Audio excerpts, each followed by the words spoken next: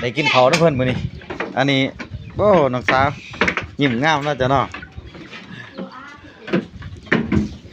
โอ้บรรยากาศเนาะพี่น้องบ้านเฮือนสวนเด้อพี่น้องเด้อ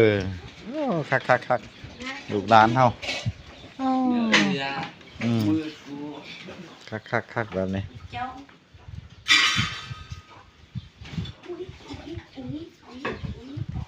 กินมากินข้าวน้ำเพิ่น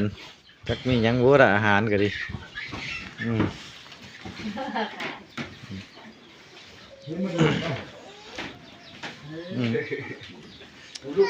โอ้กินกะหุงพี่น้องกินกะหุง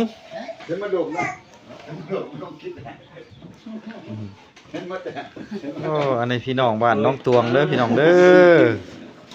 พี่น้องบ้านน้องตวงบ่เป็นหยังเต้ลงคลิปลงไลน์ก็ดิธรรมศาสตร์บ้านเฮานี่แหละม่วนซื่นบันเทิง